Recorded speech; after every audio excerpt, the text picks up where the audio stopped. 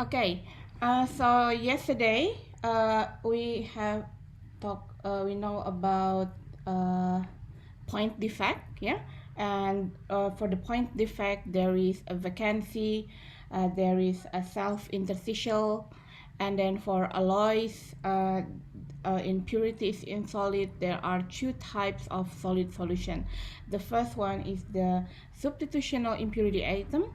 Uh, a famous example is the copper and nickel. Uh, Both copper and nickel has quite similar diameter in or radius, and then also electronegativity, and also yeah, it's quite similar amount, so they can have it can make a substitutional impurity atom. Another type of solid solution is called interstitial atom. A very famous example is iron and carbon, where the carbon is actually occupy the vacant sides of the iron lattice here, so that would be alloys between iron and carbon. And steel, baja, yeah, steel is actually iron that has about 0.5 to up to about 1% of atom C. Okay, and then the atoms, the C atom is actually oxygen. Okay, now right now today let's talk about line defect. Okay, so if the point defect is just a point, okay, and line defect is a two-dimension defect, yeah, cacat garis or line defect, or we call it dislocations. Okay, so let's try to imagine this one. After this, I will also play a video so we can see the 3D model. So let's say we have this crystal lattice. So this is idealized crystal. This one you can see here. It is actually 3 dimension where you have 1, 2, 3, 4, 5, 5 items. Yeah, that way the 3 dimension, and then here they have 1, 2, 3, 4, 5, 6, 7 lines. Okay, 1, 2, 3, 4, 5, 6, 7 lines. Okay, and however, around here is actually, if you count the line, is only 1, 2, 3, 4, 5, 6. So there is a missing one set of plane of the atom plane. Okay, so dislocation is actually a linear or one-dimensional defect around some other atoms that are misaligned. Okay, so if you think about it, there should be a set of atom here, but it is missing, so it is called dislocation. Okay, so this is a figure 4.4, and then if you have a look at here, this these crystals has an extra portion of plane of atoms, a half plane of atoms. So we have 1, 2, 3, 4, 5, 6, and then an extra half plane here. And then this is called the edge dislocation.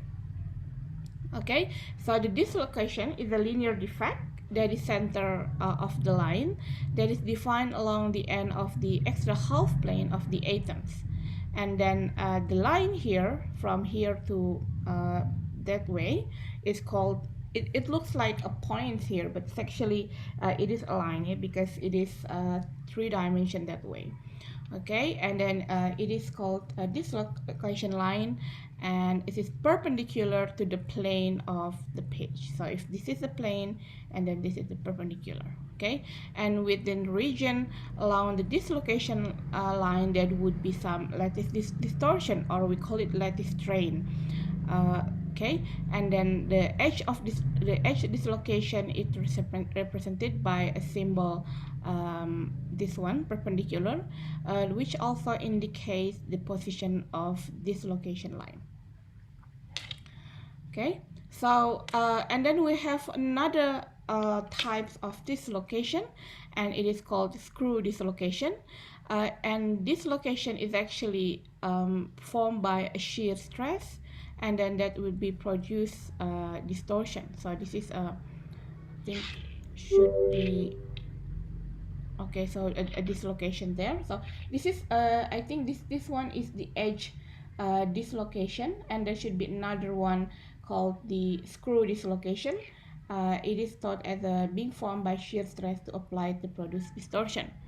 Okay, and the atomic distortion associated with the screw dislocation also linear and along dislocation line AB there. Okay, and then the screw dislocation derived from the spiral and helical path. Okay, this one I think I should say this should be called edge dislocation.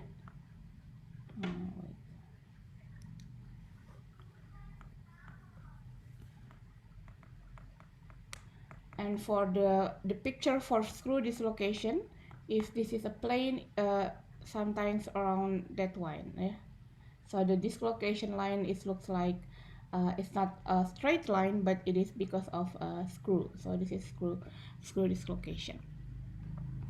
Okay, so okay, so what is the application of dislocation? Here, for example, later on the application of dislocation would be heavily involved in a plastic deformation of crystalline materials. Okay, so what is plastic deformation of crystalline material? For example, you want to make a shape like this. So this is a piece of, for example, the piece of steel maybe look like that. Okay, and then with some heavy force, then we make it into this part. Okay, the way it bent, the way it deformed, it's called a plastic deformation. Okay, those location also can happen when we cool down some metals or we heated up the metal. That would be some dislocation as well. Okay, before we continue to the next steps, I would like to give you videos regarding this one. So let me share the screen from here. So let's watch again the video from Professor Shackelford regarding the linear defects. Let's have a look.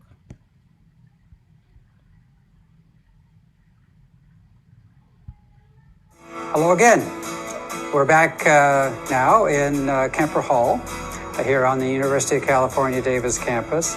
And today we're in the teaching laboratories for the material science program here at UC Davis. And we're going to actually have a number of our segments here in that this is a laboratory in which we measure a number of important properties, especially mechanical properties of these materials. And we also will spend some time talking about how we manufacture materials in some simple experiments that illustrate making things fast and slow, ways in which we're able to understand the nature of microstructures in materials, those maps that tell us what phases are present and how that affects the behavior of these important materials.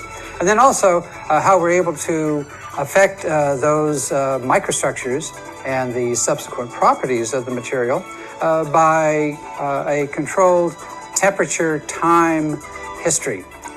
So we make things slowly, sometimes in equilibrium states, and also sometimes very fast in order to affect those properties in advantageous ways. And so now we'll begin with the discussion of atomic structure leading to a particular mechanical property. Remember, in our very first thing, we talked about how important in material science is the basic concept that structure leads to properties. So this time, we're going to talk about how a particular crystal structure defect, a dislocation, is the basis of plastic deformation.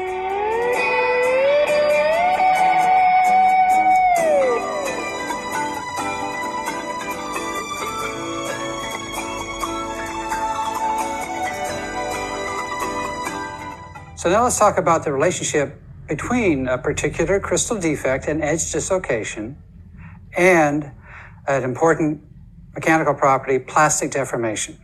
So I want to, first of all, define a dislocation, a very specific and simple type, the edge dislocation. And so let me use a simple model for that.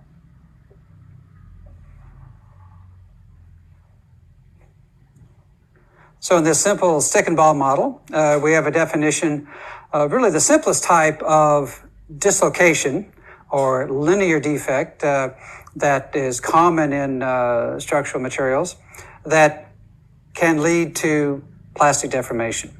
And so think of this as a very simple example of a metallic crystal structure, an idealistically simple cubic arrangement of atoms. And what we've done here in this colored area, this blue colored set of atoms in the middle, to highlight the fact that if you look closely, we've squeezed in an extra half plane of atoms. And the net result is that the bottom of this, the line that defines the bottom of that extra half plane of atoms, is the edge dislocation, literally the edge of that extra plane. So the idea is that if we look at a segment of a perfect crystal and make a simple loop around that perfect crystal and come back to the point that we began, and then contrast that with the dislocation area and draw a loop around that, we find that we will not come back to the point of origin, but instead have a closing vector. And that so-called Berger's vector is the basis of quantifying this linear structure in a mathematical way. Now, the bottom line of the relationship of this to mechanical performance is the movement of those linear defects, those dislocations through a crystalline material, is the basis of plastic deformation. And we're going to look at a video segment that will describe that relationship. Again, as we saw early on in our list of 10 things in our very first segment, we talked about how in material science, structure leads to properties. And so in this very important example of the basis of the plastically deforming, especially metallic structural materials, it's this linear defect that provides that deformation.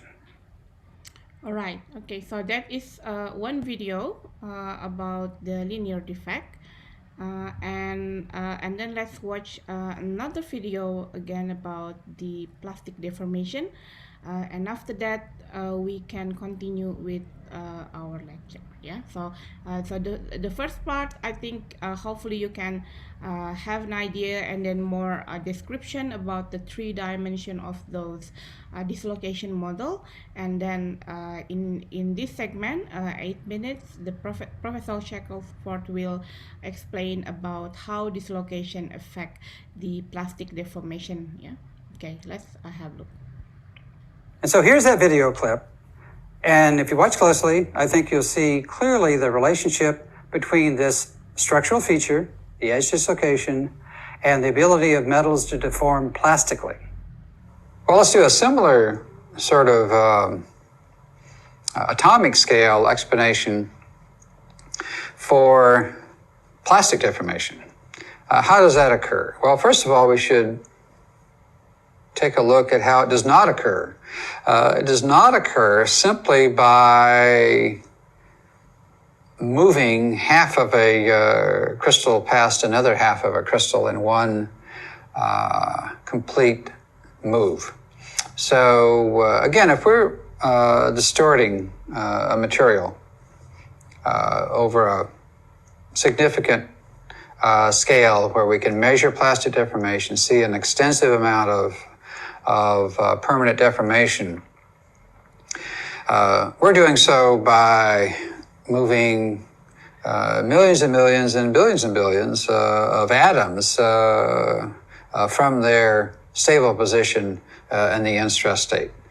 Just think of the can of soda, which when empty you might crush in your hands. It's a very thin aluminum alloy in most cases and easily deformable, and might end up being something you just crush without much physical effort. So you can think of all those aluminum atoms that are being distorted from their original position because of the force that you're applying to that thin metal foil that forms the can body. Well, one way that might have happened, but I can assure you did not, is that for each atomic step of distortion, we could have simply taken half of a crystallite and moved it 1 unit cell dimension from its original position. So in other words, we would have had to have broken, and let me maybe erase this to let us get back to that interface that we created here. If we deform this material by that one unitary notch of sliding half the crystallite relative to the other half, we basically have had to break every one of these bonds simultaneously. And that's an enormous energy expense. So this is where we invoke what we had been referring to back in our discussion of defects in crystals, and those linear defects, those dislocations. They allow this to happen in a much more energy efficient manner. So in this fine sketch here, let me zero in on the details and just colorize this to give us a little better sense of exactly what's happening. We start out with the same little slice of otherwise perfect crystal that we had before. We're going to want to move the upper half of this crystal relative to the lower half. Have a little dashed line that represents that.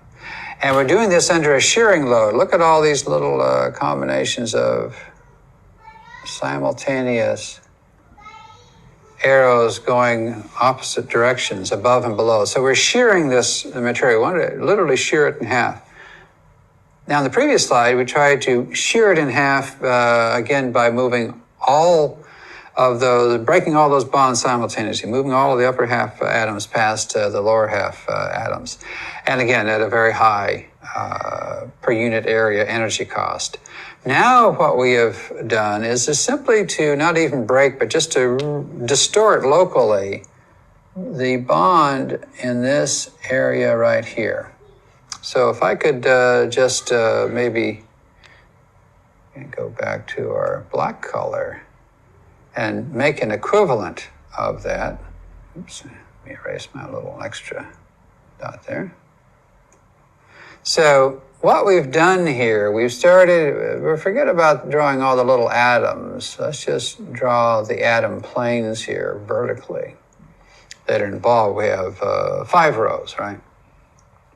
So what we have done here in this second one is just to locally distort things around this area and create what is that familiar image from our discussion of linear crystal defects. And we now have still pretty much perfect crystal over here on the right side of the thing, but now we've got an edge dislocation. So we have what was in those earlier formal definitions of the edge dislocation. That extra, and let's again colorize this guy. We have that extra half plane of atoms, right? So now we're going to continue to move that dislocation across the system. So once having been formed, we'll again come in and we'll just not break bonds as much as just slightly reform things in this area And then in the next step, we now have, again, this lower half plane that's been skewed off to the left a bit, and now we're going to continue, reform a continuous line there, but our extra half plane is now over here. Okay, and so now if we go back again, just to highlight this, we've now moved our dislocation over to that point. And then in the next one, we've nudged it over to this point under, again, this constant shearing stress. And then it's moved over to this point. And then finally, it pops out on the other side. And now we've done the same thing that we had tried to do in the first case at a great energy cost, but now by slowly and patiently, not even breaking, but just reforming these local bonds around this, now what we've created is this dislocation structure. We've nudged that deformation along until we have that same net 1 unit cell offset here. The exact same image as we saw in the previous slide, but again, at a much lower energy cost. The amount of stress that would have been necessary in this shearing action, and I guess to be consistent with our friends from continuum mechanics, we usually call that tau, that shearing stress would have been something that was substantially greater than in this case back here, where we can again nudge along that edge dislocation at much lower energy. Right. Okay, so so that's an additional explanation about the plastic deformation. Okay, next week or maybe next week we will gonna talk more about plastic deformation. But now we're gonna continue with another not topics here, but still about imperfection. Okay, before we continue, please, if you have any question, okay, so feel free to ask. Anyone would like to have a questions? Excuse me, Miss, can I ask a question? Yeah, Afan. So later in the exam, will we be asked to memorize the formula?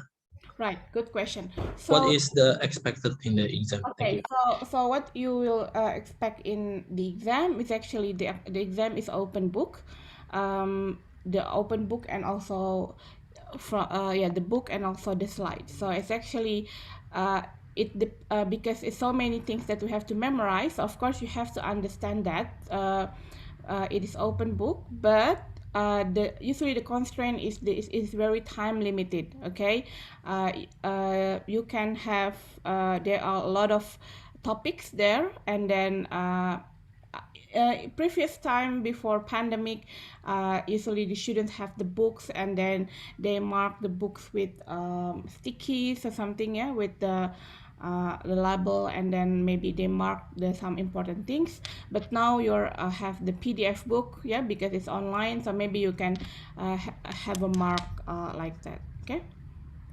Okay, fun. All right, any other questions? All right, okay, so like we know here, so this dislocation is actually the linear defect, cacat garis, but it has a contribution to plastic deformation, and then we may need to make plastic deformation. For example, if you want to make a spring, pegas, yeah, if you want to make a spring for cars or bike, it starts from a long rod of steel, and then we have to bend it and then make it looks like a spring, pegas. So that means that the steel should have a bending, yeah, it is bent, and then the way it bends, and it's called a plastic deformation. Right, I need we're gonna go back later about plastic deformation, but now let's see another one is about interfacial defect.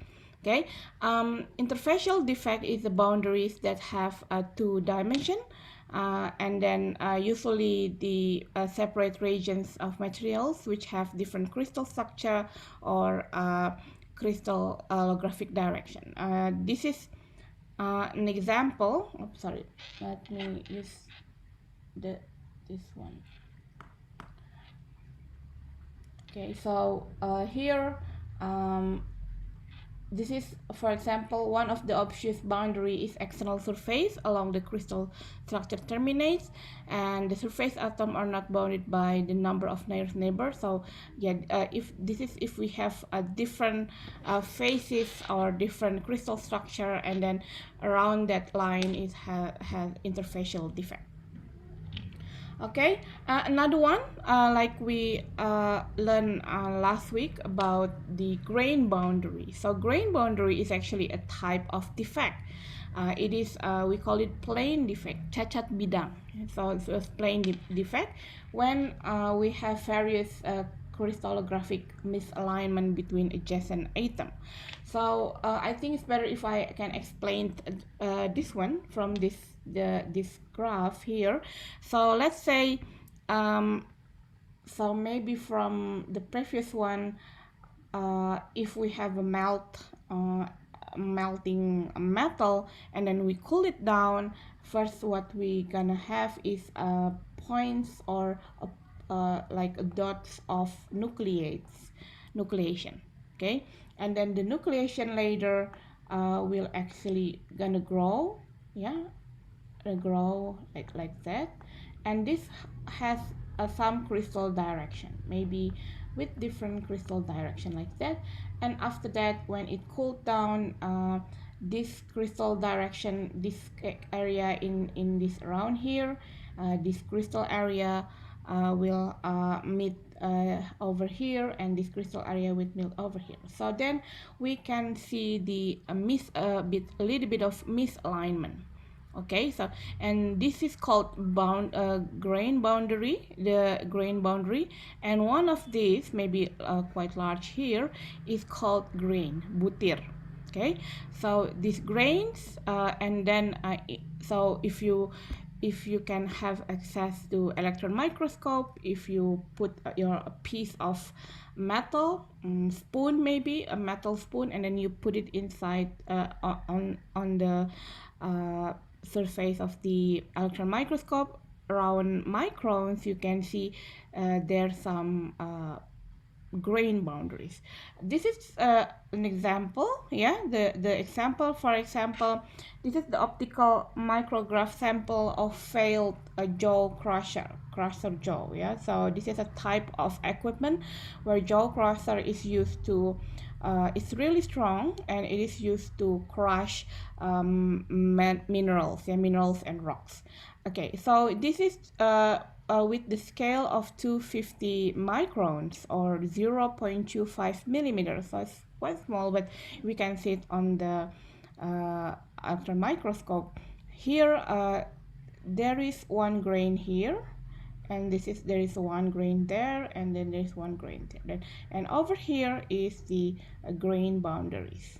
Okay, in the grain boundary, sometimes there are reaction happens. For example, here there is a carbide precipitate, so because it is steel, yeah, here, so there is a carbide which is around maybe Fe3C carbon, or maybe and this is the austenite grain boundary. So this is all the grain boundary. Austenite is a type of steel, yeah, the face of a steel, so it's called a steel. Okay, so back to here. So this is the grain boundary, and actually the grain boundary later on has a good effect because when there is a dislocation, so this when we have dislocation, it is easily, so the material is going to be easily to bend, the material is going to be easy to have plastic deformation. Okay, so if we have dislocation, if we have slip system, the material will have it's going to be easier for them to to have a plastic deformation. Okay, now however, if they have grain boundary like this, so for example, if this is the crystal, yeah, and then they have this is the area or the direction of the crystal there. So when so this is the direction of the, if there is a load, for example, or the tensile load. When here they can't they can't continue to that side. Yeah, they can't continue to that side, because if you look at here, the crystal orientation is changing. There is a misalignment, so there should be some energy on the grain boundary. They have to maybe feel those energy first, and then it should and then once we have more energy, and then they can maybe continue the load up to in that area. So there's a slightly difference of the misalignment or the direction. So so the good, so the that in it actually implies that if you have a grain boundary, then the material is not easy to do the plastic deformation. Okay, in other words, that if you have a quite large if you have quite large grain boundary, or if you have more grain boundary, that means your material can withstand the plastic deformation, or it is going to be stronger. Okay, another one is called the tilt boundary. This is looks like a twin okay, so like a twin boundary like that. Okay, so here this is also another one. So this is the different phases shown in microstructure of AZ91 magnesium alloys. There is of alpha phase, and then the beta phase around here. So this is called a phase boundaries. Exists in multi-phase materials, and then constitute a chemical mechanical characteristic, and the phase boundary play important roles in determining the mechanical characteristic of multi-phase metal alloy. Okay, so the role of materials engineering, material scientists, they process the metals and then cool it down. They make the alloys and then check the microstructure, and then analyze the behavior of the microstructure, and then after that they do the testing, the tensile testing or the compressive testing, and to get the correlation between the structure properties, and then after that what is the suitable application for that alloy. That's how they develop the alloy database. Okay, and this one is the also the twin boundary. It is a spatial grain boundary where we really have a specific mirror lattice, and then here the one side of boundary are very located with the other sides. Okay, the twin result from atomic displacement. They are produced from applied mechanical shear force, and also during annealing of heat treatment. So later on we're gonna learn also about annealing. Annealing is the heat treatment following this deformation, so we can get a strong and also a ductile material. Okay, so I think that's one. So this is just okay, and then we will also understand about the plastic deformation, but this is just to add later on, after we learn about the physical properties of metal. We're gonna learn about how to get material, the strengthening material. Yeah, and then this is about plastic deformation. So this picture tells you about plastic deformation, where we have first a sheet of metal, and then with a special tools here, and then we make the pipe, a large pipe, and after that we can do the welding. Yeah, and after that, we got the welding, then it will become a large pipe like this, okay? And this large pipe here is the base for reactor, for the distillation column, for absorption column, for many operations, okay? This also, for example, how to make a pipelines. This is also start from a sheet, and then the sheet is we twist it up to there's the pipeline there, and then with some welding, and after that is cooled down with some water. Okay, so plastic deformation is a permanent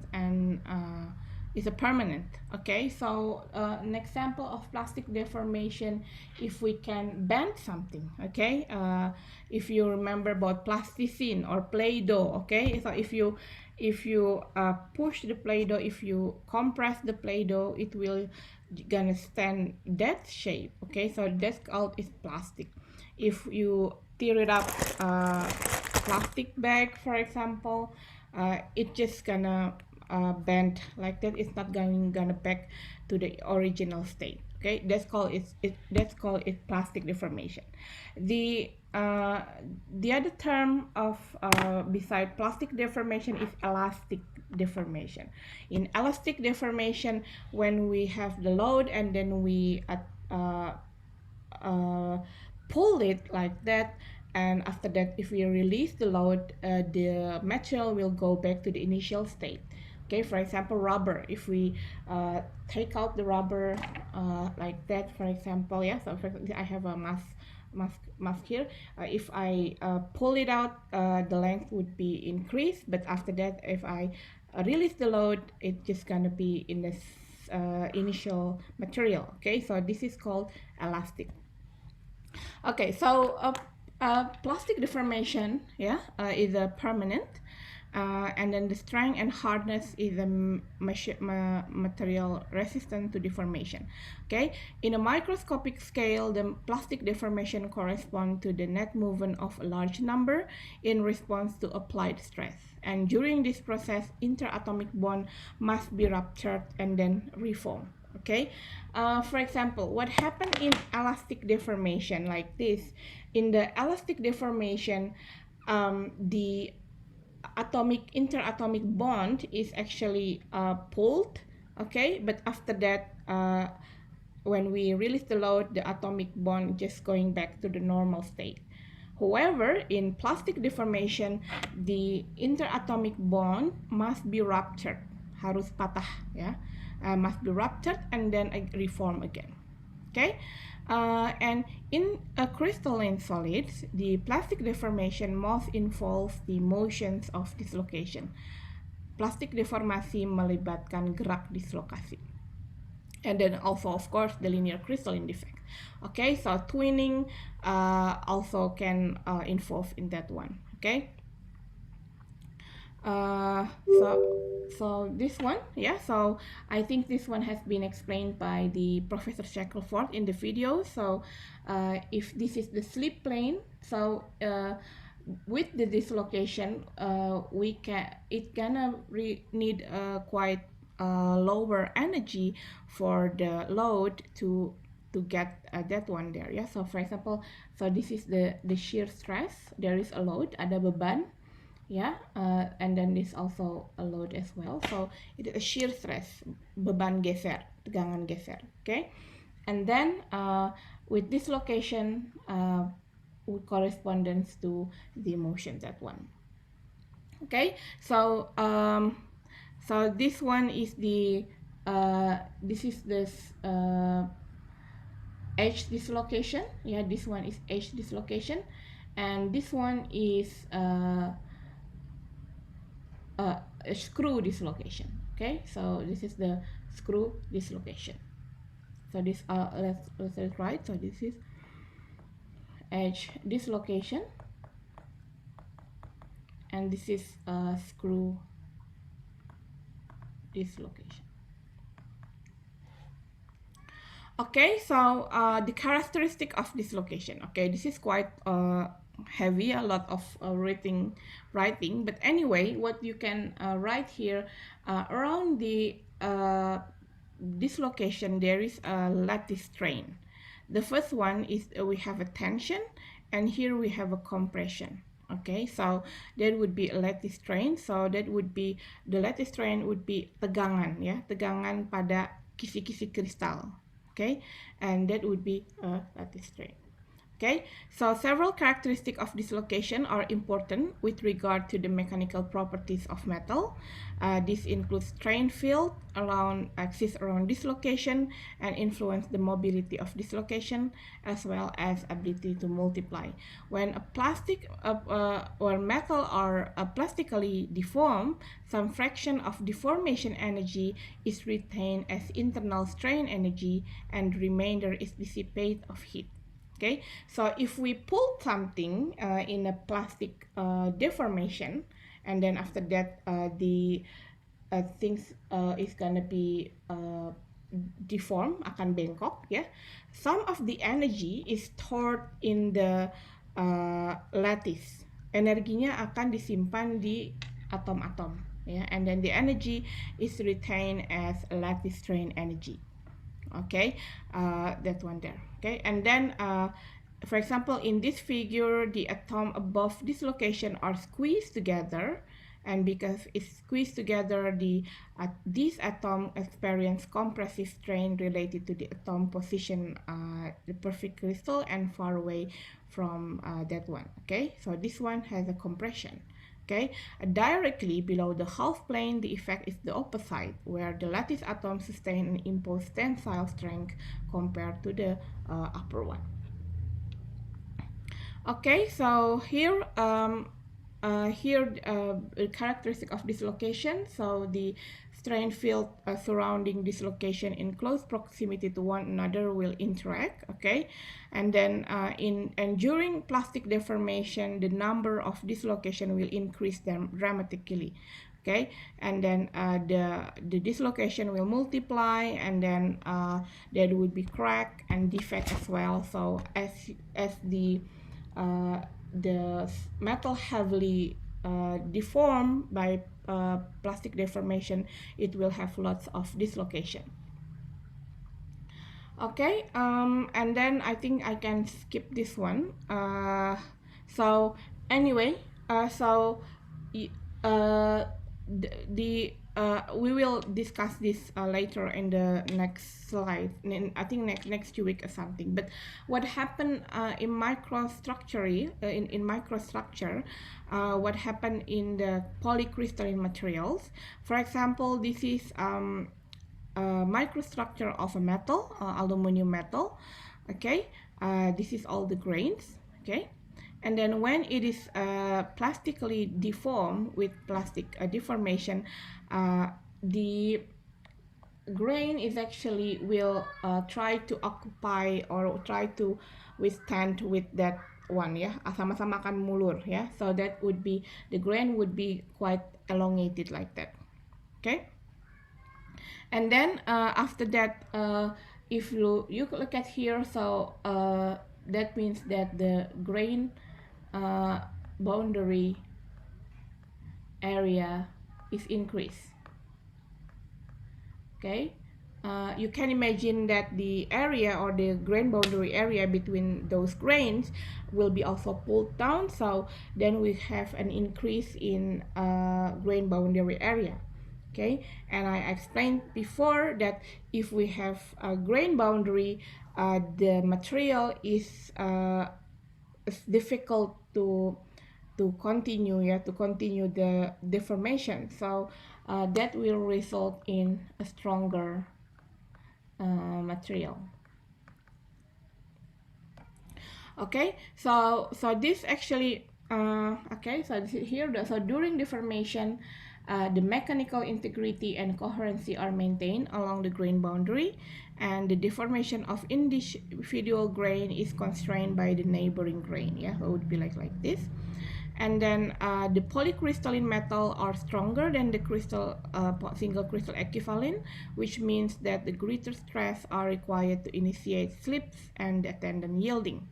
Okay, so here if you look at here, so let's say for example, I think I can explain to you for let's say for aluminum can, maybe it would be like small, these sides, yeah, and after that the aluminum can is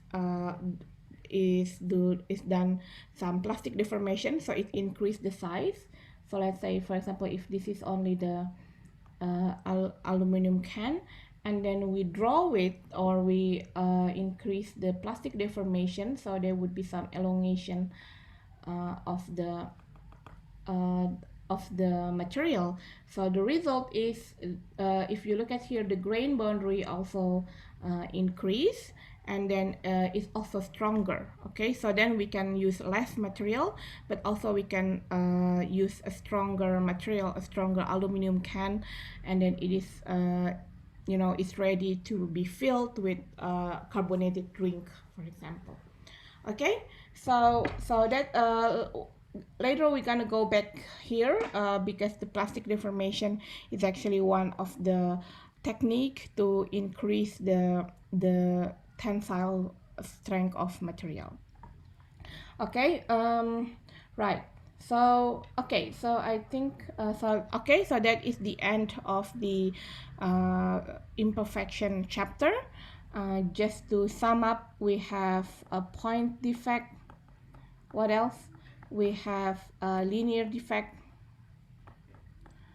or dislocation.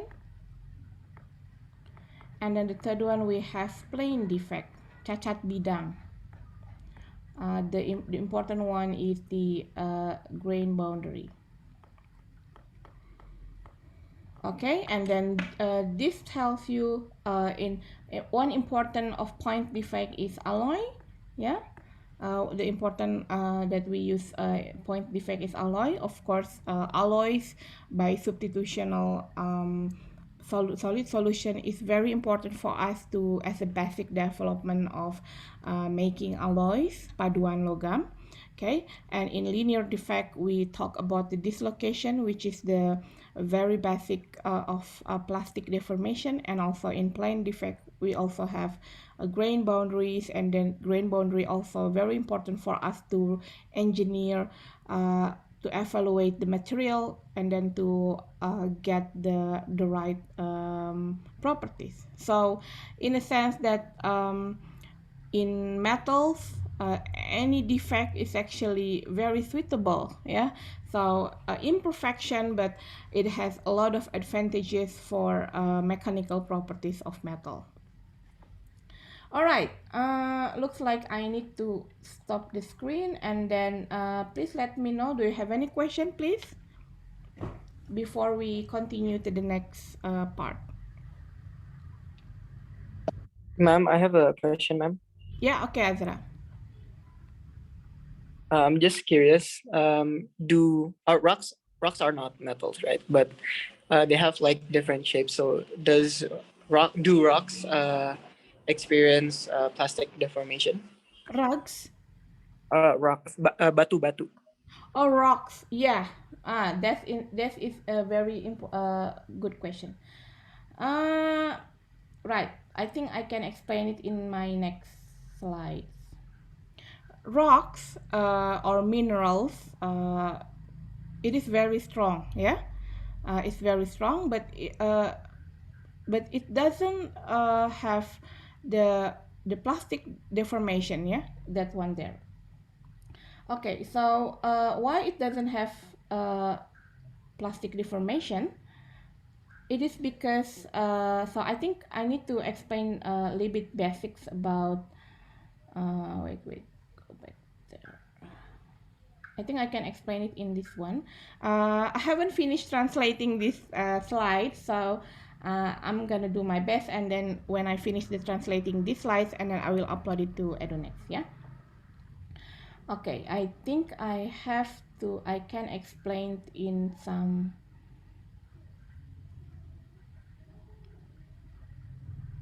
maybe with this slide. Okay. Okay, so now actually, I think I will explain with this chapter, yeah, Azra, yeah. So now we're going to the next chapter about the mechanical properties of metals, and then there are few mechanical properties that you really need to understand. Okay, so let's say we have metal, and then like Azra said, you have rocks, you have ceramic, you have polymer, okay, or plastic or something like that. Okay, so the first properties that very important, we call it tensile strength. In bahasa Indonesia we call it kekuatan. Okay, so both metal and rock is very strong. Okay, so this strength of course, and then also rocks also strong, yeah, ceramics also strong. Okay, polymer, it depends. If it is only just plastic bag, it's not have a good strong, but sometimes, but for example, if you use resin or acrylics, yeah, that can be strong as well. Okay, what is actually the tensile strength? The tensile strength is actually the maximum of load that can be held by the material. Okay, seberapa tahan material menerima beban. Okay, so it is actually we call it with there's a very quite this one famous graph about stress versus strain. Okay, so this is stress and equal to F equal to stress equal to the pressure divided by A. Okay, the force divided by A, and then a strain, which is the strain is actually delta L divided by L0. So how many what is the delta L, or how many the difference of the elongation, how long it's gonna have a longer length because of the plastic deformation. Okay, so what happened in metal, the curve would be like this. Okay, that one there. Okay, so that means if we increase the stress, we increase the force. Yeah, if we increase the force, and then the A is of course the same, then there would be some elongation. There would be some elongation here. There would be strain. Okay, so that is metal. So I will write this is metal. Okay, the question is, do rocks or ceramic? Yeah, I think this belongs to the similar group about ceramic or ceramic, yeah, or that one there, or minerals. Okay, because this is using ionic bond. Okay, so they have the graph looks like this one. Okay, so it is much sharp, yeah, sharp to the vertical. So that means they can withstand the load without maybe just very small elongation compared to the metal. So this is, we call it ceramic. Okay, and then this actually if we compare with polymer, polymer, maybe they look like this. Yeah, this is polymer. Only small force, then it's just gonna be long elongation, ya, pasti akan mulur.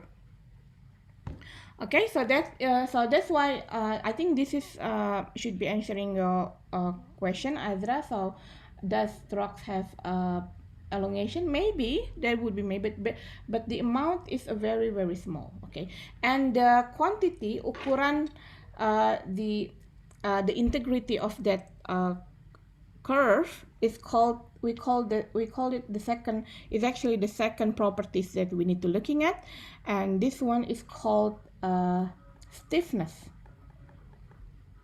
or kekekaran. And the quantity to quantify the properties is called E, or the modulus of Young. The Young modulus is actually equal to the stress divided by strain. Okay, so that is the second one. How about the quantity of tensile strength or kekuatan, yeah, the strength is actually if I draw this, the typical stress to strain of the metal, it gonna be looks like this. So first it gonna increase, okay, it's gonna increase up to here. This is, we call it around this is the point of sigma y, or the sigma y, we call it yield strength, or kuat luluh. So luluh. So yield strength is actually the maximum stress that a material can withstand to get the elastic deformation. Okay, in elastic deformation, if we release the load, kalau kita melepaskan beban, the material will go back to here, or that means that the material will have its original length. Okay, however, if we go to the plastic deformation, that would be go like this. Okay, so here they will deform, and then up to that one, and after that it have a fracture, akan patah. Okay, and this is called the fracture, and the maximum is called TS, or a tensile strength, or US, ultimate strength, tensile strength, or kuat tarik, or ultimate strength. Okay, so that is this one we're gonna talk in the next hour about this one, but I think this gives you a quite big picture about the general picture about the mechanical properties. So first we have tensile strength, or strength, yeah, kekuatan. The second one we have a stiffness, so the amount of modulus Young is unique for each topics, yeah. And then the third one is and for the tensile strength, the quantity is a yield strength and also tensile strength. And then the third one that we're gonna looking at is this one. So this is the third one here. The area, or the quantity of the strain, is called ductility, keuletan. Okay, so metal has a large ductility. It can be bent. Maybe you can think about a ring, yeah, for example, the gold ring. Here it is actually quite easy to bend. It can be stretched out, yeah, it can be bent and like that, and before it fracture, it's called a ductility. Okay, so that is the introduction to the introduction to the these topics about mechanical properties of metal. So we're gonna talk about the strength, the ductility, the stiffness, kekekaran, the toughness later on, and so on. Okay, so and then let's start one by one. So as engineers, we have to oblige to be able to design a safe, reliable, and cost-effective system. And then now we're gonna focus on the properties. Yeah, so we know the structure, we know also the defect, and then what is this impact to the properties. So now we're gonna learn about what are the properties of metal. Okay, we're going to focus on the mechanical properties for this chapter.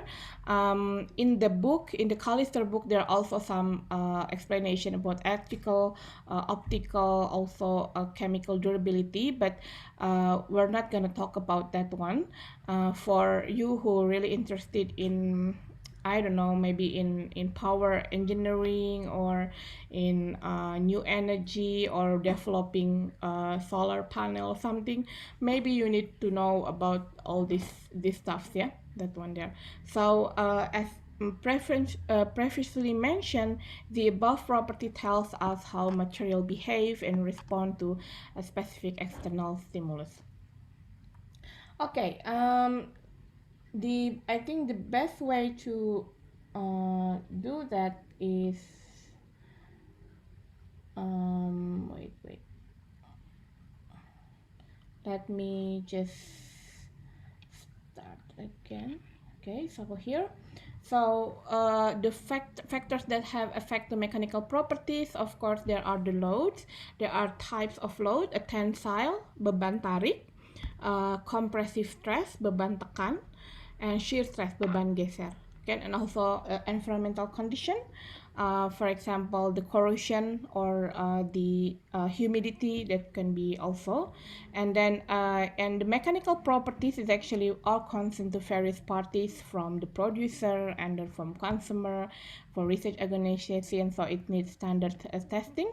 And then of course we know ASTM. Do you know ASTM stand for? American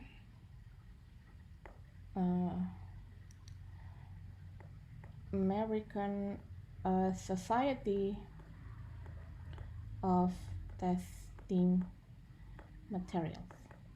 Okay, this is actually done. We have some labs in materials engineering or in mechanical engineering or civil engineering, depends of the type of material. If the material is a ceramic or batu bata, yeah, or concrete, we go to civil engineering.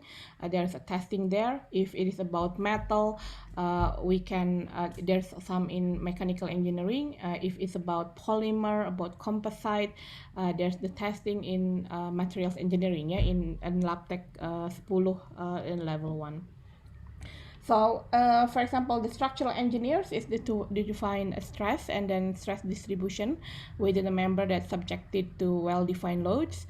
Materials and metallurgical engineer concerned about producing and fabricating materials to meet service requirements predicted by the standard. Okay, so how to produce that one? Okay, so after this, I'm gonna give you again a video. It is very interesting video, so we can have a look. But before that, let me explain about the concept of stress and strain. Okay, so there are types of tensile static load. Okay, tensile load, compression load, shear, and torsional. In tensile stress or a tensile load, beban tarik. So if we have this with LO, the length is LO, and then the area is AO. Okay, so this is LO, and then the area is AO. Okay, if it has the tensile load, what happen is there's a force in this way and then that way. Ada beban tarik dua-duanya. Okay, tertarik. Okay, so the result that we will have L, and the L is larger than L0, so that would be elongated. Okay, and then if you know that the delta L divided by L0 is called the ductility. Okay, the higher the ductility of the material, it is going to be easy to to elongate it. Okay, the second one is the compression. In compression, they have the compression load, beban tekan. So here we have the L, the resulted L is lower than L0. Okay, in metal we can also get beban tekan, yeah, usually the compressive load is usually taken on ceramics or concrete, like that. And then here is called a shear load. So in a shear load, we have this block here, and then this is the area, but we try to keep this one same, and then we get have a shear stress that way. So then there would be a shear stress like that. Okay, so this is a shear load. And then the last one is called torsional load, beban puntir. In torsional load, we make the bottom one withstand like that, and then we do the torsion on the top here. So there would be there's a torsional load. Okay, to know the how is the strength, we have to make a specimen. Okay, so this is the type of specimen, and the specimen is quite very standard. It's standardized. For example, this is the diameter. This is the length, and then this is the diameter, and this is a little bit larger at the end because it needs to have a grip with the pressure. Okay. Right, I think let me close this one so I can share it from my laptop to I just uploaded in EduNext as well, so you can have a look on EduNext. Give me a second.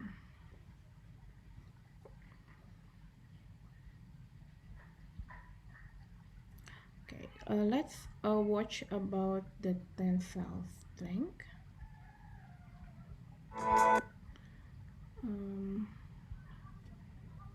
Maybe I can share the screen.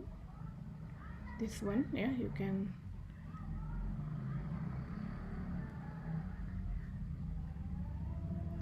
Okay, so let's watch the video about what is a tensile test.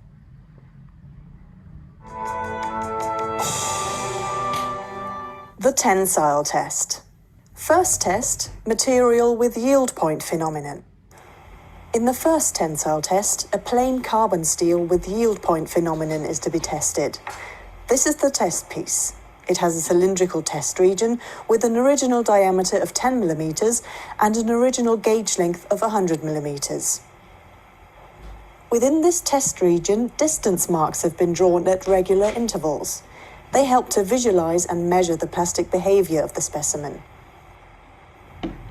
Using a hand control, the tester moves the upper crosshead into its correct starting position. Now he can place the threaded ends of the test piece in the lower and upper grips of the testing machine.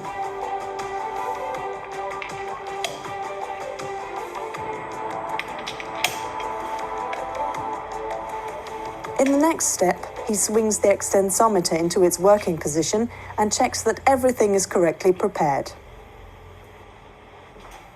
Then he selects all necessary testing parameters on the control computer. Ready. The test starts and the extensometer's sensor arms are carefully pressed onto the test piece. This way, the gauge length can be measured throughout the whole tensile test. The gauge length is displayed at the bottom right-hand corner of the screen. At the beginning, it amounts to 100 mm. During the tensile test, the test piece is slowly and constantly elongated with a standardized speed. The force that the test piece opposes to the imposed elongation is recorded and can be seen at the bottom left-hand corner of the computer display. The material behavior can best be observed in a force elongation diagram.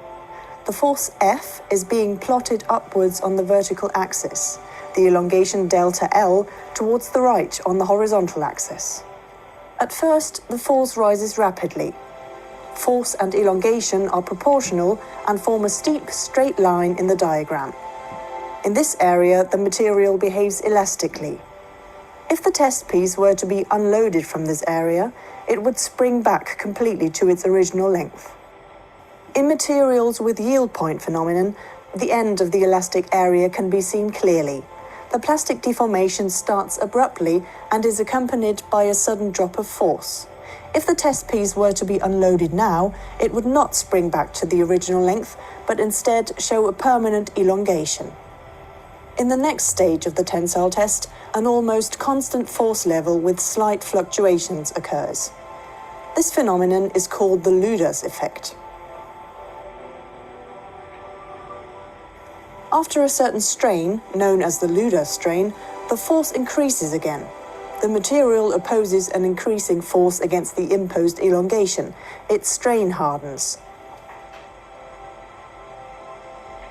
Up to the point of maximum force, the test piece is strained uniformly along its length. This means that the test piece gets longer and thinner, but keeps a cylindrical shape.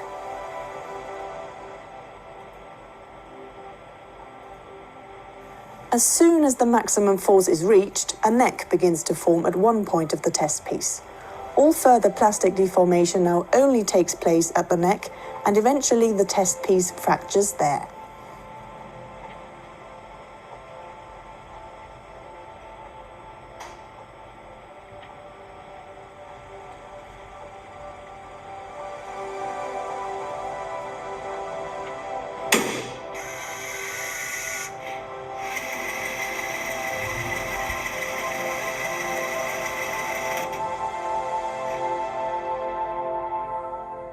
In the recorded force elongation diagram, the force FEH at the upper yield point can clearly be seen.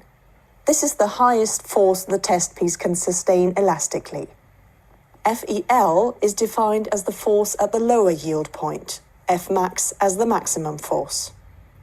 Using these forces, the strength properties of materials can be calculated. The upper yield strength REH is calculated by dividing the force FEH by the original cross-sectional area S0.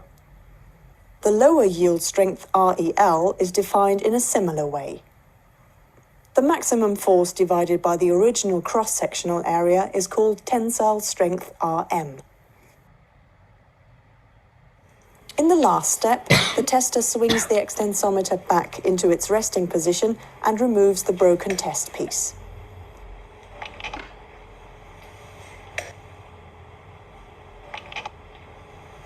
On the work table, he puts the fragments back together again. With the help of the distance marks, the percentage elongation after fracture can be determined. This is the permanent strain after fracture and amounts to about 30% in this example.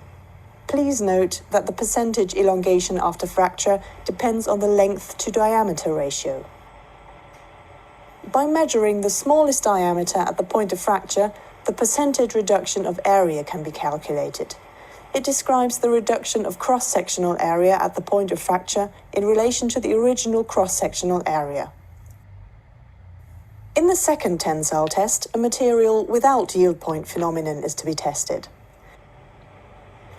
In this case, it is a precipitation-strengthened aluminium alloy. The test piece has exactly the same shape and dimensions as the specimen in the first test. It is cylindrical, with an original diameter of 10 mm and an original gauge length of 100 mm.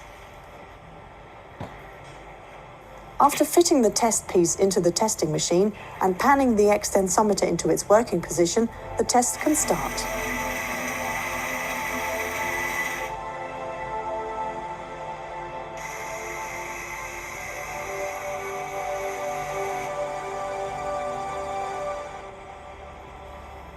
The initial linear curve in the force elongation diagram again shows the elastic behavior of the material.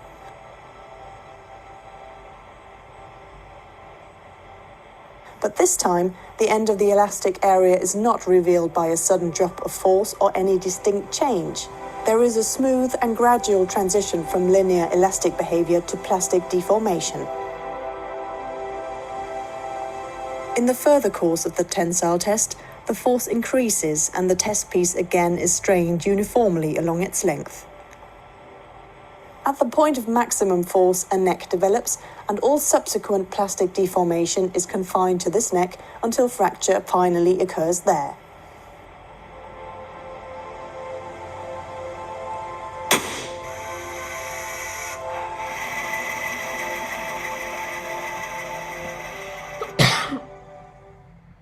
As a common substitute for the yield strength, the 0.2% proof strength is used.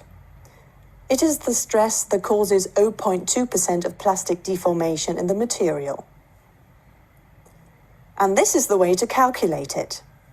First of all, the elongation that corresponds to 0.2% of strain has to be computed. For an initial gauge length of 100 millimeters, the result is 0.2 millimeters. In the force elongation diagram, a straight line parallel to the elastic line is drawn through the offset point of 0.2 millimeters of elongation. The force at the intersection point of the offset line with the force elongation diagram is designated as Fp 0.2.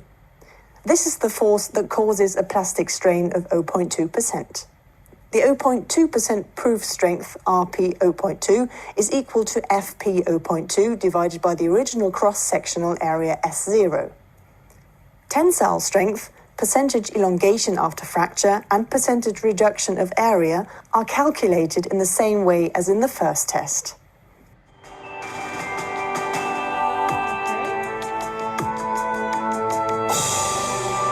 Right, okay, so that's tells you about the tensile strength. So because we don't have the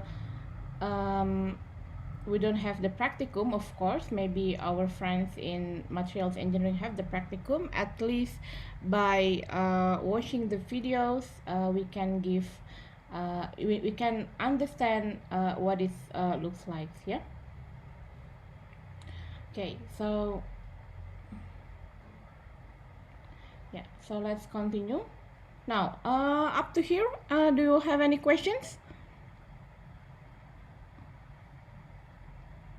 No? Okay, let's continue. Yeah, so here so that is from the videos, it depends on the specimen. The specimen can be like piece of metal, it can be a cylindrical metal, and then we define the correlation of load and elongation is called, the first one is engineering stress. Okay, because it's easier for us to divide the F equal to A0. So the engineering stress is called sigma equal to F divided by A0. In reality, it's actually maybe A may be changing, so it's called the true stress. Yeah, it's not engineering stress. And the second one is the strain, and the strain can be delta L divided by L0, which is the final one minus the initial L divided by L0. So it can be, or we can call it, this is percentage of elongation. Okay, the ductility, and this is actually the measure of ductility, and this is a measure of strength. Okay, sometimes we also can write the ductility as percentage of AR, or percentage of area reduction, because if you remember in the video, the area of the necking is becomes smaller compared to the initial one, so the percentage of area reduction is also can be written like that. Okay, and the next one is the torsional test, or the shear stress. We introduce tau, which is F divided by A0, and then the torsional stress, I think this is strain, yeah. Strain is sigma equal to tangent of theta. Torsion is the variation of pure shear in which structural member is twisted in a manner. Okay, and the torsional force produces a rotational motion about the longitudinal. Okay, and then axis at one member at relative to the end. So here we have one is stationary, is grip, yeah, tetap, and then this one is there is a motor to try to rotate them. Okay, to rotate them with the shear stress. So it's a function of torque and also the function of the sudut puntir, the torsional angle. Okay, and then if you look at the video, um, for example, in the second example, there are this type of fracture. It's actually that's because the stress are compute from the tensile, compressive, and shear and torsional forces. It can be parallel and perpendicular to planar face of the body represented by the illustration. So for example, this is a plane, yeah, the atomic plane for that one.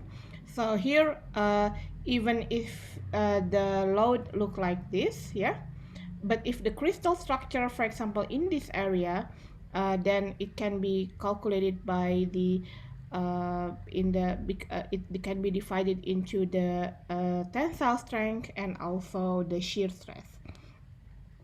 Okay. Now, so let me explain to you a little bit about elastic behavior, like we watch in the video. So the elastic behavior is actually based on the interatomic bond.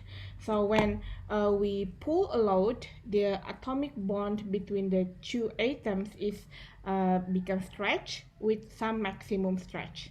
So when we unload if we unload them, if we unload the load, then what happen is the interatomic bond will bounce back, and the material will go in this initial shape. Okay, so uh, so the interatomic bond between polymer is smaller than metal and also from ceramic. Okay, and then here the tangent or the slope is called the modulus of elasticity, or we call it stiffness atau kekekaran. Okay, so the highest modulus elasticity, that means the material is become very very stiff. Okay, and for shear stress, we also have this one G, which is the shear modulus geser. Yeah, so we have the modulus of elasticity, modulus elasticitas, and also shear modulus or modulus geser.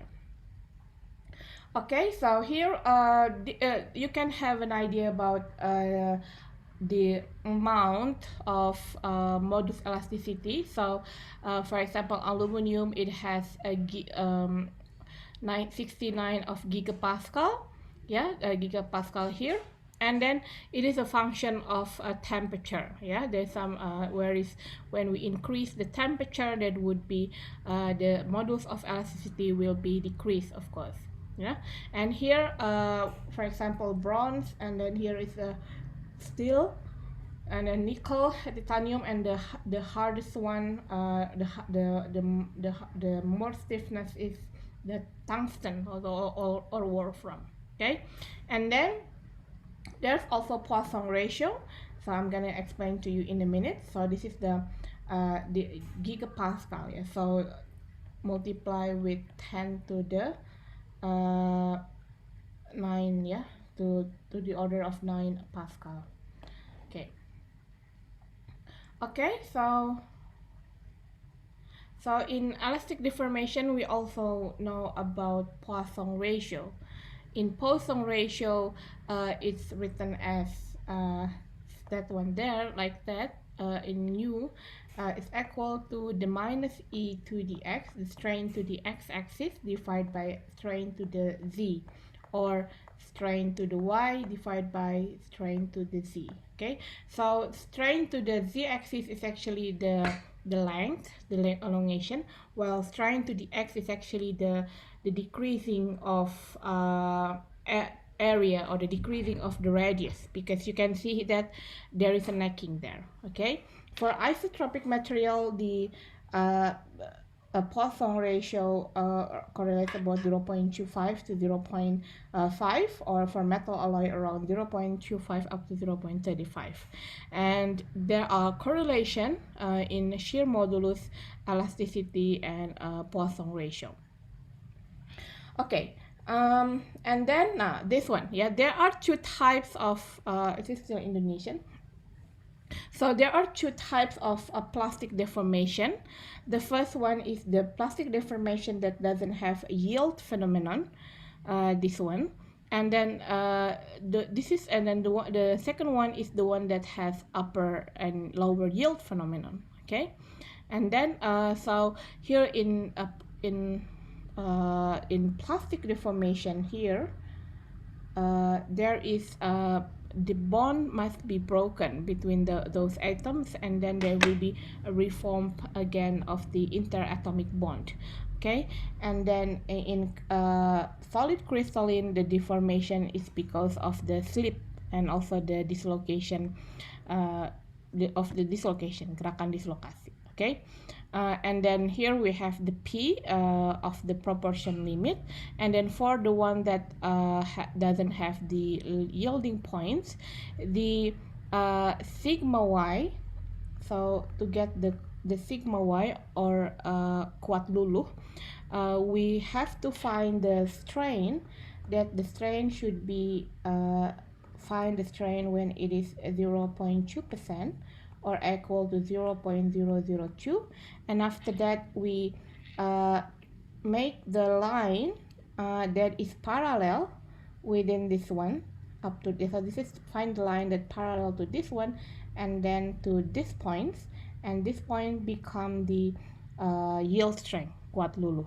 Okay, so if here in Indonesian letak titik P susah ditentukan, jadi kita menggunakan titik potong antara garis yang tegak, yang sejajar dengan kurva elastik.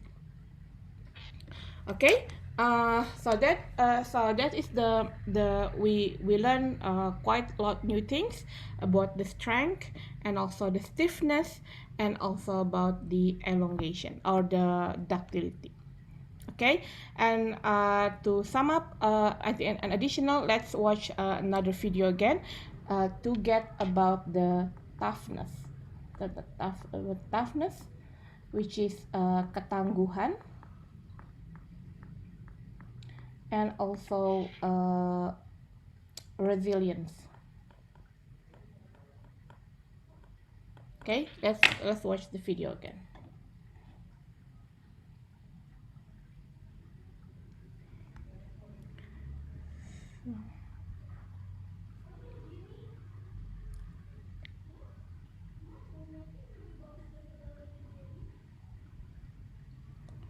Okay, so this one.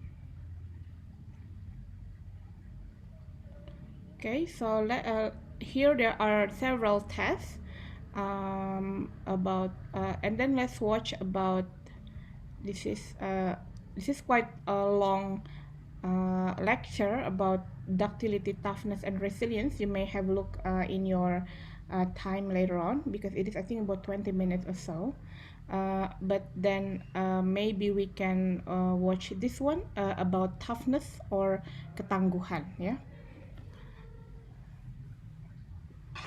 So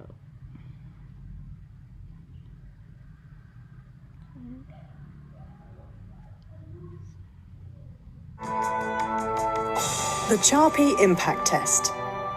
The standardized Charpy Impact Test has been designed to measure the toughness of materials under impact loading and multi-axial stress state. A pendulum impact testing machine is used to do so. The pendulum on the machine has a heavy weight at the end. This is lifted into the starting position in step 1. Then the tester checks whether the testing machine has been adjusted accurately. In order to do this, he turns the drag indicator downwards and releases the pendulum without a test specimen. The drag indicator stops at position 0. This proves that the pendulum has the correct starting position and that the friction is correctly compensated. The machine is ready for the tests. First test, strain-aged plain carbon steel S235.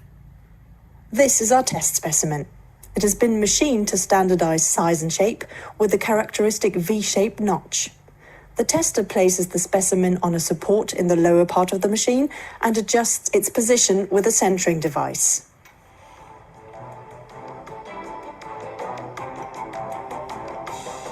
Next, he turns the drag indicator downwards again and checks that everything is prepared correctly.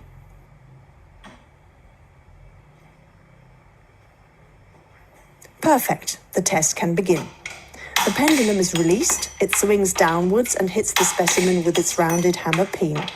The specimen absorbs part of the pendulum's energy, so the pendulum doesn't reach the full height on the other side. The amount of energy that has been absorbed by the specimen can now be read off at the position of the drag indicator. It only amounts to 13 joules in this test. Here is the main principle of the measurement. In its starting position, the pendulum only has potential energy. It is given by mass of the hammer m times gravitational acceleration g times starting height capital H. After the pendulum has been released, the hammer moves downwards, hits the specimen, and then only swings to height small h. Exactly at the first reversal point, the pendulum again only has potential energy, which is m times g times small h. The energy that has been absorbed by the specimen is called notch impact energy, kV. It corresponds to the difference between the two potential energies. The first specimen only shows very little plastic deformation. A mostly flat, slightly glittering fracture surface has been formed. This is another important indication that this kind of steel is only able to absorb small amounts of notch impact energy. It shows mainly brittle behavior due to the strain aging effect. Second test. The second specimen has been made from normalized steel S235. It is also placed on the support and centered.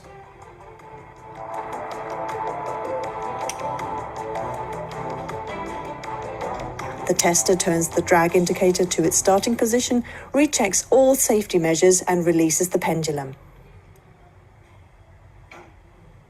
This time the impact sounds much deeper and richer. An impressive energy of 182 joules has been absorbed by the specimen. Here the specimen did not break into two pieces. Instead it was pushed through the counter bearings under heavy plastic deformation. In comparison with the strain-aged steel, the normalized steel absorbs much more notch impact energy and behaves in a very tough manner. The Charpy impact test is not only carried out at room temperature. Materials with body-centered cubic crystal structure, such as plain carbon steels, show a characteristic S-shaped curve of the impact energy versus temperature. In the so-called upper shelf region, the material absorbs a lot of energy and behaves in a tough manner. At low temperatures, in the lower shelf region, only a small amount of impact energy is absorbed and brittle fractures occur. Metallic materials with a face-centered cubic crystal structure, on the other hand, do not experience a ductile to brittle transition. These materials retain their ductile behavior towards low temperatures and are therefore well suited for low temperature applications.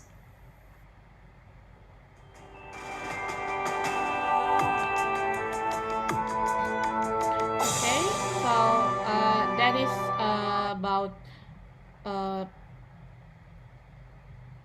the toughness, and then let's watch one more videos about the last one is about hardness test, yeah, kekerasan.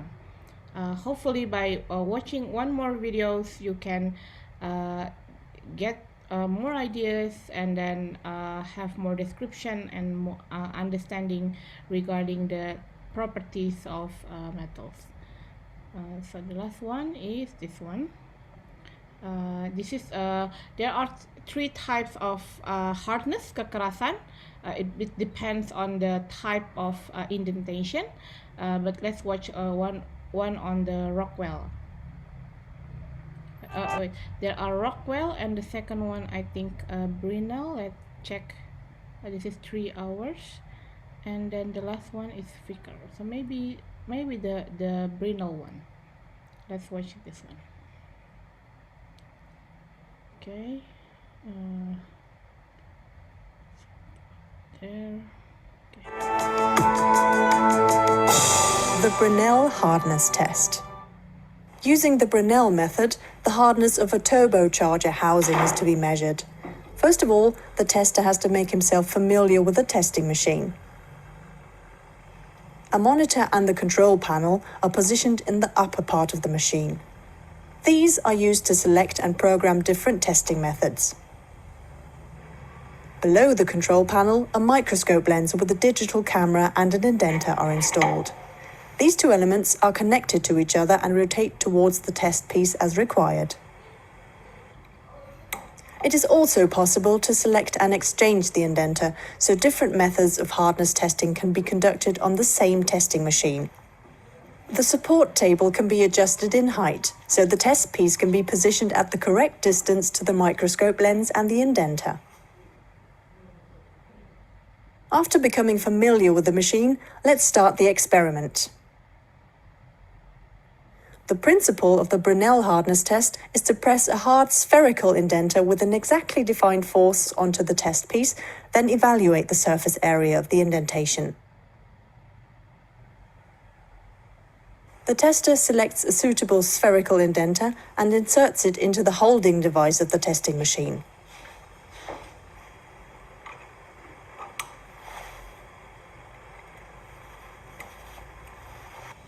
Next, he puts the turbocharger housing onto the support table, rotates the microscope lens into vertical position and adjusts the correct height of the test piece.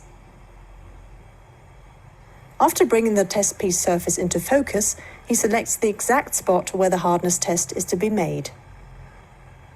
By pushing the start button, the hardness test procedure begins. The testing machine rotates the lens back to its resting position and places the spherical indenter carefully on the test piece surface. Gradually and shock-free, the test force rises to its specified value. After maintaining the test force for a certain time, the indenter automatically lifts off again and the microscope lens pans back to its former position. The indentation can now clearly be seen on the monitor. With the control knob, the tester places 4 measuring lines on the edges of the indentation to measure its diameter. That's it. The testing machine can now calculate the Brinell hardness. The hardness value is defined as test force F in the old unit kilopond divided by the area of the indentation A in square millimeters. The result is displayed on the bottom left-hand corner of the screen and amounts to 250. Okay. All right, so that's all about the hardness, yeah, about the hardness. So now you have quite complete description about properties of a metal. Okay, so then so let's have a look again to the next to the okay, to this one, the one that I looking at before, that one there. Okay, so maybe I can draw a new one. Okay, so here okay, so to refresh, so if this is the idealized tensile or stress versus strain for metal. Okay, so again, what is the quantity of the strength? Apa ukuran dari kekuatan?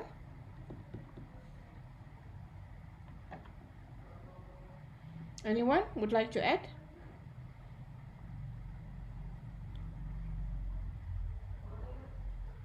So the okay,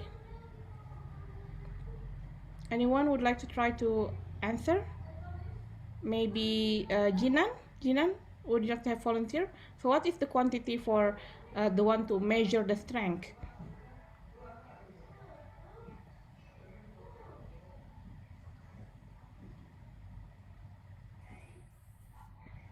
Yeah, Jinan.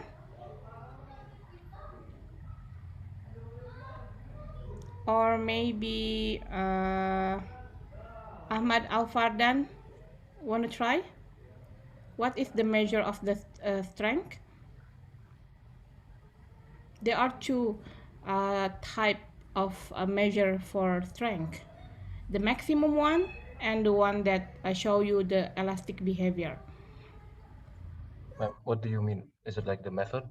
No, the quantity, ukuran. So what is the measure for the strength? What is the maximum one? I will give you a hint. The first one is this one.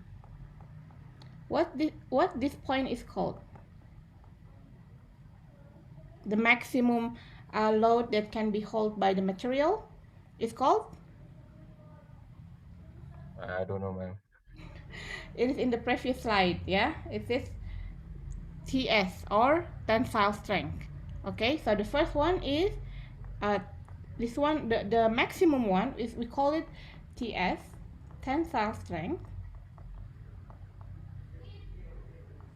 or ultimate strength. Okay, and then okay, I need also help to find here if around at 0.0002 elongation or a strain, there are a point there, and this is written as sigma y. So and sigma y is also a quantity for strength. And so what is sigma y? Anyone would like to help me? What is sigma y? Is it yield strength? Yeah, that's good, Jilan. So this is yield strength or kuat luluh ya in Indonesia ya. So this is yield strength. So if, for example, I want to make a building with 10 story, and then which one is the parameter that should I use? Yield strength or tensile strength? The maximum steel that I need to use for the for the building. Okay, the thing is, when we want to build with steel, for example, for the foundation, untuk fondasinya, we don't want the steel to bend. Okay, so in this area, there it has plastic deformation but still doesn't fracture. Okay, so if we use TS, it is the material will bend, itu akan bengkok ya. So if we want to apply something or apply load in our material, we have to look at to the yield strength, kuat luluh. Okay, if you want to calculate, for example, if you want to make a reactor with this material, with steel, check if the yield strength is enough, yeah, or it can withstand the load. Because if the load is too high or higher compared to the yield strength, then what happens is the material or the steel will have plastic deformation, and of course we don't want the reactor to bend or to have a plastic deformation. Okay, so that is the first one. The second one is the parameters to show you about the ductility. In Indonesian, ductility means lentur, and the opposite of that is getas. Yeah? So we can call it, this is ductile, and the opposite of ductile is the brittle one. Okay, if you remember about the toughness video, the first the first one had a very low, it had a brittle behavior, yeah, it said, yeah, and then that is because it getas, and then would be like that. So the ductile, the ductility, the measure of ductility is actually the measure of this one, yeah, the measure of the E, and it can be written as percentage of elongation or percentage of area reduction. So the parameter to find the ductility is actually percentage of elongation or percentage of area reduction. Okay, so why you put this one? Yeah, it's why it's not vertical. The area here actually it should be have parallel line with this one, with the elastic one, because after fracture, when we release the load, it's gonna spring back for the elastic behavior. So it will have quite similar parallel lines like that. Okay, the third one, it is very important that I introduce you about the toughness or ketangguhan. So toughness, the quantity or the parameter that we're looking at is actually the energy or the impact energy. Okay, remember there are two samples. The first one, the impact energy only maybe 13 joule, yeah, and then the second one almost 182 joule. And then it said that the second one is more have a higher toughness compared to the first one. Okay, so the toughness ketangguhan is actually the amount of energy that can be absorbed by a material before it fracture. Okay, so again, so toughness is actually the amount of energy that can be absorbed by the material before it fracture. So in this case, for example, for the impact energy, they have those you know, the Charpy impact, yeah, where there's a pendulum that push through the samples, and then the samples will absorb the energy. Okay, and then how many what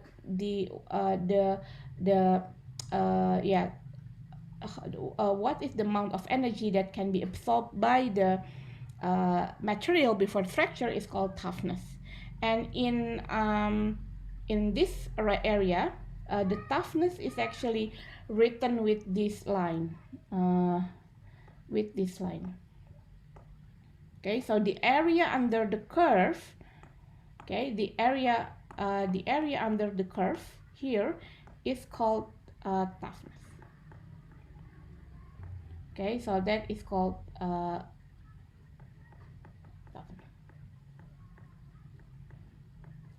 Area under curve. Okay, so we can conclude that the first one, I think it has a low ductility. It's not ductile because it also have low energy. Okay, the area low energy. Okay, and the second one, for the impact energy, it has a high toughness. Okay, and that is number 3. And number 4, we also have properties. We call it resilience. Resilience is actually the area under the curve just around the elastic part. Okay, so this one, this is called U, or resilience.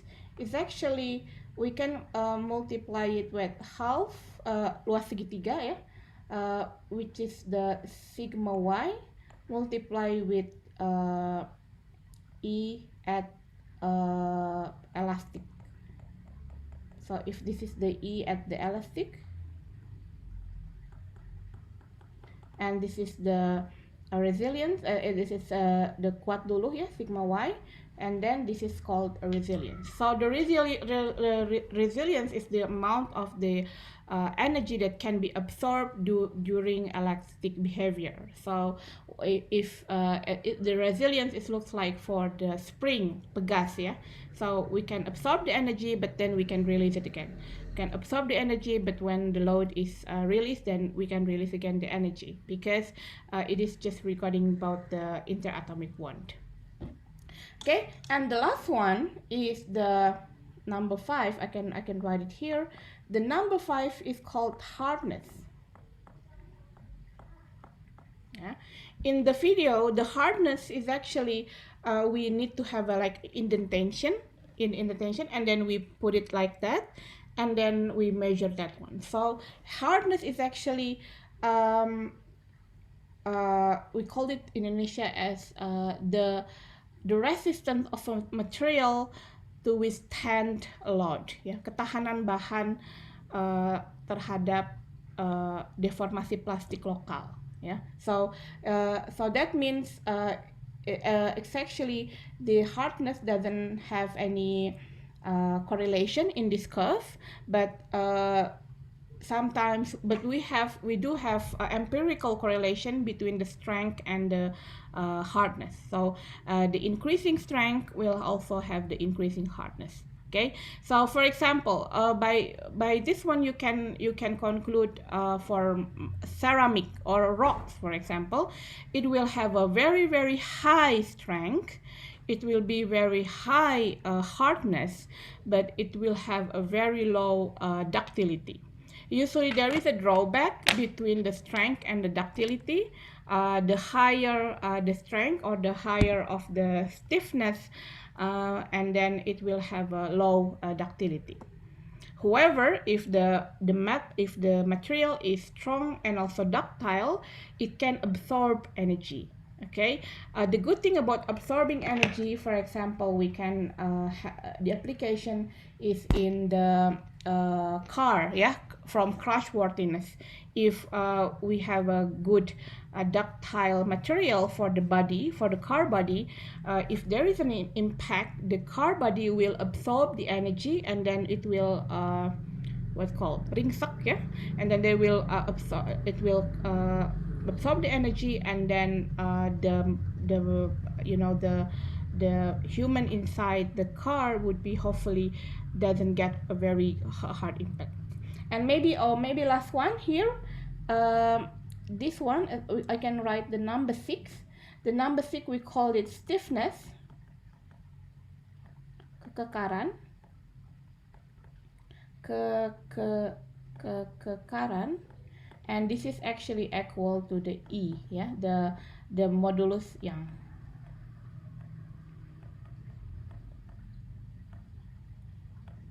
Alright, so everyone, in this mechanical properties of metal, you should have learned there are 6. This gonna be recorded, or if you want my writing, I can also upload also the PDF of this presentation to you, so you can have notes or something. And then today there is no assignments. I think it's better if I combine it with we finish this chapter first, so we can have quite comprehensive assignments. All right. Okay, looks like the time is almost up, so I should finish the presentation, and then thank you everyone for listening. I will put the recording every weekend, so please do try to check again your recording, make your notes, and it's going to be very useful for you to prepare for assignments and for exam and so on. Okay, so I really notify you from now, even from this second week, so you're going to be prepared for the exam in week 8. Okay, thank you very much.